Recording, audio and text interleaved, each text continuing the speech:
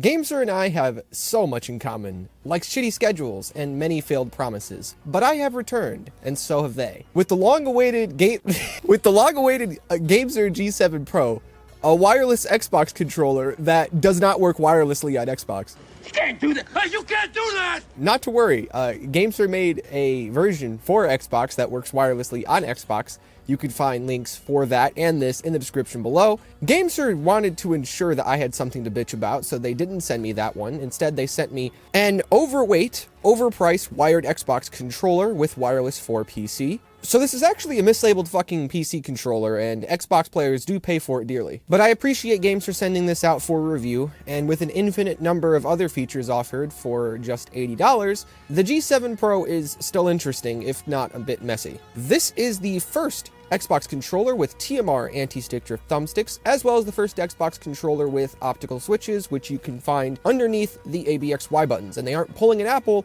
and claiming they invented them. I invented these. There's also a hot swap clicky D-pad that double clicks like hell, adjustable clicky triggers that are by far the least reliable aspect of the controller, 4 additional buttons with 2 of them on the bottom and 2 of them in the wrong place. More on all of this negativity later. And get this, there is half a rubber grip. The top pieces are part of a 3-piece plastic faceplate.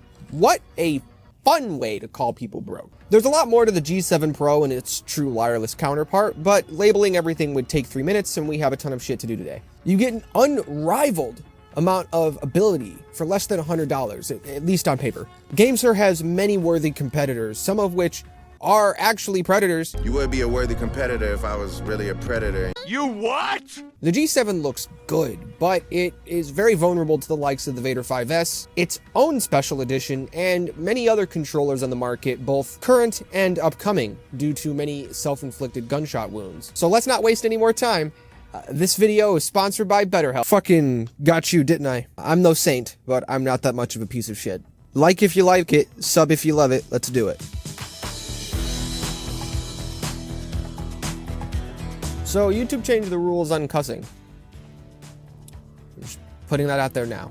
The first TMR Xbox controller did not disappoint. These so-called MagRes sticks feel one of a kind. A high resolution, a decent response time, low tension, and wonderful results on the Line app from John Punch make for a rather snappy experience that maintains a smooth feel throughout various game types. That, paired with these anti-friction rings and metal sticks, mean the buttery feel is mirrored physically. But this shit is trash, yo. The jizz staining does not go away. So use Control Freaks or some type of thumbstick cover if you plan to eat, goon, roll weed, or do any other activity outside of just using the controller with clean hands. I don't know what you guys do while gaming. The internet is fucking weird. It was made by the government, although I think ARPANET is like a second channel type of topic. Sir, get down! Sir, get down!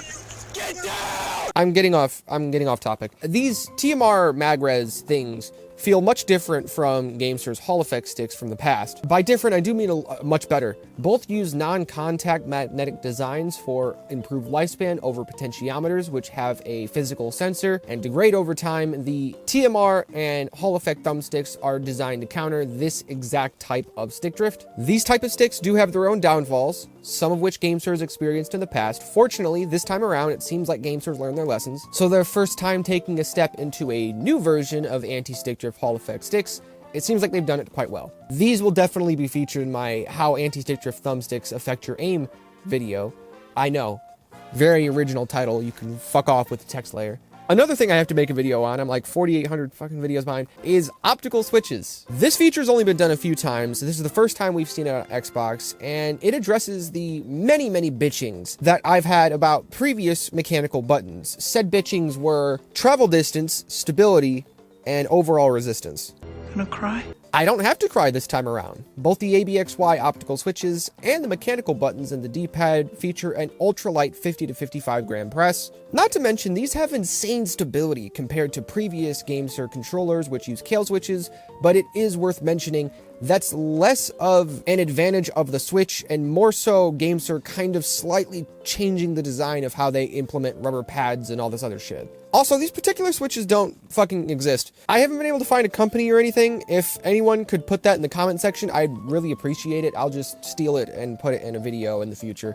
I gotta be honest. I'm the honest reviewer. I gotta live up to the title. Moving on to the D-pad, as stated earlier, it features the green kale switches that we usually see in ABXY. And since it's a D-pad, the travel distance is... It is what it is. It is what it is. Sadly, the click is almost non-existent as well. And to top it off, this is probably the worst double-clicking D-pad I've ever seen or experienced or smelled or heard or any fucking sense ever in my entire life. It's very irritating. You could somewhat mitigate this by using either of the other two D-pads featured in the unboxing, which I didn't do because those are boring. There's no case, so have fun keeping them in one place. And more importantly, that D-pad is retarded. GameSir advertises that they have all these swappable faceplates that you can buy and swap out for different colors and shit, but they decided not to include one of those faceplates for the G7 Pro so it could fit this dumbass D-pad, which is clearly not meant to go on a controller with a circular D-pad cutout. Now, I'm no professional, but I don't think it's safe to have gaping holes where Cheeto dust can directly dust fuck the switches while you're playing the game. But what do I know? I know nothing. I know nothing because I am a content creator. Here's something I do know. These two switches, these switches on the front of the G7 Pro are absolutely not related to the buttons on the front of Razer's Wolverine controllers, even though they're placed identically and use the exact same switches. The same switches Razer used to use but stopped using, probably because they had a bunch of reliability issues. So I'm definitely not worried about the front buttons on the G7 Pro. In fact, that's legitimate. I'm not worried about them. I'm more worried about the buttons right next to them. The triggers, which we're gonna get to here in a second. But for now, front buttons. Frontons are one of my favorite all-time controller features. They're awesome. They're placed right where your fingers rest up front. I love them, aside from when you want to use them a ton in a game, at which point you will probably end up double-clicking the bumpers or them at some point, and it's going to be a little annoying because they're a little too perfectly placed next to the bumpers. They need to be a little bit offset, which Razer understood because they've been doing that for a while. That being said, all of this being said, GameSir will do anything. They will put buttons anywhere. They will put 9 buttons on the faceplate, 2 buttons on the front. They will put buttons anywhere. They will never give us the 4 rear buttons we've been asking for. What the? I didn't hear a fucking word I said. A quick explanation, because a lot of people don't understand this when I complain about this. Rear buttons are more efficient than front buttons. If you're playing Call of Duty or really any shooter or really anything that involves the bumpers and triggers a lot, which is like all goddamn video games nowadays, the front buttons are never going to be as efficient as the rear buttons because your fingers are constantly going to be looking like the Thing from the fucking Addams Family. You're going to have fingers dancing around the front of the controller trying to use the bumpers, triggers, and the extra bumpers, and it's just not feasible. I don't care who you are or what you say. It is a more efficient form of gaming to have the buttons on the underside where your fingers are doing nothing, as opposed to the front where your fingers are already doing something. I'm not saying the front buttons are bad, per se. I'm just saying they're never going to be as efficient as buttons on the underside. And no, I'm not too interested in these front buttons being friendly for claw grip because most people don't use a claw grip. I'm not speedrunning carpal tunnel, you dick. Now for something a little less controversial. Clicky triggers, adjustable clicky triggers. This is the single most controversial aspect of the GameSir G7 Pro, at least according to online reviews. Now, I myself have owned all 3 GameSir controllers with clicky triggers, and they've made unreliable clicky triggers 2 of those 3 times. Let's go gambling! Aw, dang it! Aw, dang it! Aw, dang it! I'll put some info on screen for those who are curious about like tech specs and shit. But holy damn god fuck. No matter what you're buying, always look for reviews, like especially if there's a mountain of reviews. If there's a bunch of negative reviews that say the exact same goddamn thing over and over again, that is likely to be a consistent problem. Trigger problems are by far the most consistent issue with the GameSir G7 Pro. They either stop working completely or start double clicking immediately or within the first 6 months. When sorting the Amazon reviews for just the base white G7 Pro, we see that 20% of the total reviews are negative. That is twice the average. Now, I hate to interrupt, but as I was recording a couple additional teardown shots for this review, I was reassembling the controller, and I shit you not, I broke one of the trigger stop latches. It is over here. It is not supposed to be over here. Focus. And I do believe these switches are the culprit of the failure and the double-clicking issue, and there's a potential that some, shall we say, rather cheap plastics are the cause of the other issues. And one of the firmware updates I downloaded when I first got this controller, it would make it so that I would plug the 2.4 gigahertz dongle into my PC. It would shut my PC off. After a firmware update, it stopped doing that, but that's a bit extreme. I was gonna give it like a 6.5 out of 10 because of the triggers, because that's like one issue. Five, because you shut my computer off. And the wireless connection. The wireless connection gets complained about a lot, and the response time is inconsistent. Well, more on that here in a second. Good news is, if you or a loved one have experienced random GameSir G7 Pro death, you are entitled to compensation up to 1 year of warranty.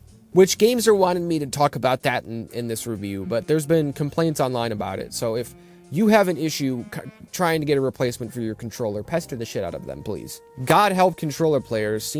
Please send us a reliable savior. Nasty, unreliable, inconfortable, l'intérieur. Fabrique en spit et Kleenex. Spit et Kleenex. Oui, oui, oui. Another thing GameSir and every other controller maker gets a lot of complaints about is their software. This has the GameSir Nexus software, and we're doing that now. This is for PC and Xbox. You can do a myriad of things like remap your buttons, or do more remapping of your buttons on PC, because apparently there's more features for PC. You can use Gyro, but the Gyro is on PC yet again. Oh my god. Outside of the advanced remapping with like keyboards and mouses and inputs, outside of the gyro, outside of the polling rates, the PC and Xbox software are basically identical. Keep in mind, for the PC users, 1000 Hz will not keep its hands off of other features. There's also a shift function, which is kind of like the Elite Series 2 core, where you can press a button and you have like a new button layout temporarily. You could also just remap buttons on the fly, which also really helps with recommendations. Being able to remap the buttons and do things like instant triggers or adjust the headset volume or thumbstick dead zones on the fly means that you don't necessarily need to open up the software to be able to do something, making the controller a lot less cumbersome,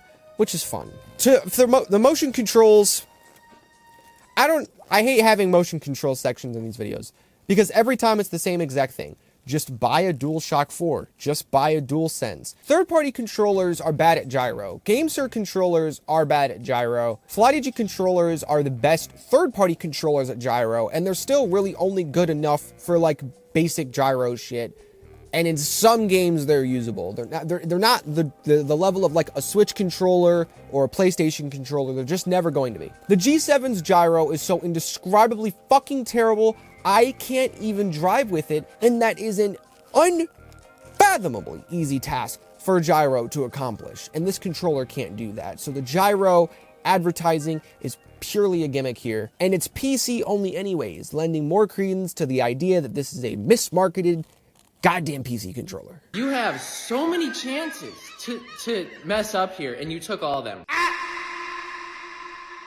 Which transitions us very nicely into response time testing, for which we are using the Prometheus 82 device made by John Punch, all of which is linked in the description. You can find out all the details on the GamePadlet website, as well as all the response time testing and thumbstick testing that's available there. The data is laid out with graphs. It's very, very simple. And I plan to do a few videos on Prometheus 82 in the future, both explaining it and testing all of the controllers I currently own. But today it's the G7. I tested USB-C wired and 2.4 gigahertz wireless. Bluetooth wouldn't play ball with my adapter, so Bluetooth wasn't tested. I'll probably just have to buy a new one, because I guess I'll just go fuck myself. The G7 Pro on release looked good. For one wireless test of the thumbsticks, that was it. At 8 milliseconds, it actually doesn't look that bad, but another test from John Punch around that same time puts it at about 15 milliseconds, which is what I recently got on my thumbstick test. This is on wireless 2.4 gigahertz. And I have no idea why the response time would double from 8 to 15 milliseconds. I've tried a bunch of different settings, none of them changed anything, so we're going to move on. Wired is literally amongst the fastest I've ever seen. Both the buttons and thumbsticks do a crazy job. And finally, I simulated Xbox, which is going to be wired at 250 hertz, since that's literally the only mode you can use this on Xbox in, and it's much better than I expected. But the number that we get at the end, which is our average, comes from a very, very long list of highly inconsistent numbers. It's much less consistent than the 1000 hertz is. The G7 Pro overall is going to be faster than the Vader 5 Pro wired, but wireless, it gets curb stomped. And this brings me to a thing which I'm probably going to make a video on, but I do need to at least talk about it. The Vader 5 Pro and the Vader 5S. The single biggest problem with the G7 Pro are the Vader 5 controllers, the Vader 5 Pro for PC and the Vader 5S for Xbox. I'm just looking at this logistically. Yeah. That's all. The only thing you have left is to throw hands. That's it. At that point. Now, Flydigi doesn't want me to say anything about the Vader 5S. Flydigi doesn't want me to say anything about the Vader 5S, but there's a lot that's public right now, and there's a lot of speculation and rumors, and I'm going to talk about that. What the public knows is that this is basically going to be a GameSir G7 Pro for Xbox, but it's going to have adjustable thumbsticks. It's going to be around and in my opinion, when it comes out sometime in Q1 of 2026, rumored, it is going to be a much better controller for Xbox players. If you are specifically buying a controller for Xbox, the Vader 5S is probably going to be better for you, and I'll have a full review of it. I would like to say the day it comes out, but the day it comes out is very soon. But for Xbox players, the Vader 5S is going to be better off for you. What about PC players? Well, Flydigi also kind of has you guys covered there. I'm not trying to be mean when I call this out or anything. The marketing manager, Jenny, she's very, very nice. She said when I had my initial complaints about the wireless for the G7 Pro, that the G7 was for the competitive player. It was for the pro player. From my perspective, I took that as like the PC player, because pro players generally aren't like console. But the problem with pro players or competitive players is for the same amount of money, you can get a controller that has 8 buttons instead of 4. It has Hall effect sticks, but it has adjustable tension, while this doesn't. It has the stupid software that has awesome features, but only works for half the people that end up using it. It has an incredibly fast wireless response time that's so fast you could actually consider using a wireless controller for a competitive game. Its $80 price tag sounds downright generous, especially compared to the G7 Pro, so for the PC nerd, I don't really see it either. Flydigi made 2 distinct controllers with purpose. GameSir tried to make 2 controllers in one, and in the process, they completely fucked over Xbox players because you pay for all these features like gyro, wireless, 1000 hertz, these software features, advanced button mapping, all of this stuff. You get this stuff, you pay for this stuff, but you don't get to use it because you're on Xbox. And PC players get access to all this stuff, but even with all this stuff, it's not enough to match other controllers in the same price range. So both sides of the equation are screwed by one company who actually played their cards right and made the proper devices for the proper platforms. And I see no one online making this connection, mostly because I haven't really looked at any reviews. This isn't even mentioning offerings from competitors like 8BitDo or PowerA, etc. There's unreleased controllers that haven't even come out yet that are direct competitors to the G7 on Xbox. So with all that being said, is the most anticipated controller of the entire decade at this point actually the best controller available for the money?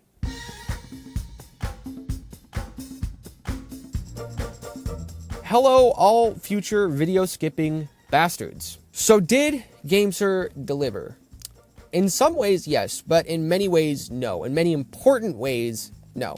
I, as a reviewer, have been paying very close attention to what other people have been asking for, and it seems I share tastes with many people. Many people also expected to see a wireless Xbox controller with 4 rear buttons. And what we ended up getting on release was a wired Xbox controller with 2 rear buttons, 2 front buttons, and in most shooters, that's where your fingers are going to be, so have fun with that. The TMR sticks and the optical buttons are the best parts of this controller. They feel great, but the clicky triggers die often. The D-pad is fucking atrocious with the double clicks. The response time is either decent or pretty fucking shit, depending on how the controller feels that day, at least wirelessly. And above all else, Flydigi's coming out with the same Xbox controller for Xbox players, and it's almost definitely going to be cheaper than this. The G7 Pro should have all of this shit stripped out of it. The gyro and the wireless and all this shit should have been put on a controller that's like 120, 130 bucks, has 4 rear buttons and a couple other things, and then this feature set should have been featured on a controller that was like 50 or 60 bucks. And preferably, the Xbox controller that was specific to Xbox players would have been cheaper because you wouldn't be paying for a bunch of features you aren't able to use. Like Flydigi did for their Xbox controller. You're not using those features. Why would they put them there? My recommendations for PC, if you're going to go with the PC route, for now it's the Vader 5 Pro. Have a review coming out on that soon. And if you're looking for an Xbox controller, the Vader 5S should be coming out soon. I would wait for that. But what about people who want to play on both platforms? What about people who have console and PC? Well, by all fucking means, if you want to play wired on Xbox and wireless on PC and not the other way around like a sane person, be my guest. Links are below. I'll try the wireless GameSir G7 models, and trust me, I do plan to cover that, and those reviews will probably be a lot friendlier than this one, but you guys gotta understand. The G7, despite having some crazy thumbsticks and awesome buttons and a wonderful design and a crazy-ass cult following, has a lot to improve on. And I don't really care what the many fanboys who will inevitably be upset about what I've said in this video, I don't really care what they have to say about it. Bitch about it on Twitter like everybody else. I haven't said anything about her skin color. This is the most Twitter shit of all time. Speaking of, I now have a Twitter nowadays. I'm not posting on it. Just follow it in case the channel gets hacked or something, and then I'll be able to contact someone at YouTube. You know, it's disappointing because me and many others have been waiting for wireless console controllers with 4 rear buttons and other pro features to arrive for years. They finally came, and they were $200 like the Turtle Beach Stealth Ultra, and just like the Turtle Beach Stealth Ultra, they were all unreliable. We thought we were finally going to get some affordable shit. It didn't have the features we were looking for. The versions of this controller that do have the wireless for Xbox all look fucking hideous. And there's a lot of competition right now who are putting out $100, $120, $150 controllers that do have the features that we're looking for. Maybe not to the same level of, ooh, cool optical switches and TMR thumbsticks, but with at least some level of intrigue. So I'm going to be covering that stuff as we move forward. And it's not like I'm not going to be covering cool shit that's like basically the super cool cheap Chinese market. I still have, a bunch of shit behind me that I got to cover. But you guys get the picture. The G7 Pro is interesting, but I would much rather have in my collection a Vader 5S or a Vader 5 Pro, depending on what platform I was playing on. And if you are interested in the G7, by all means, my review somehow convinced you, there'll be links below. And I hope you guys enjoyed this one. If you did, be sure to like and subscribe because I'm not going anywhere. It feels amazing to be back. I love you guys. You guys take it easy. Peace out.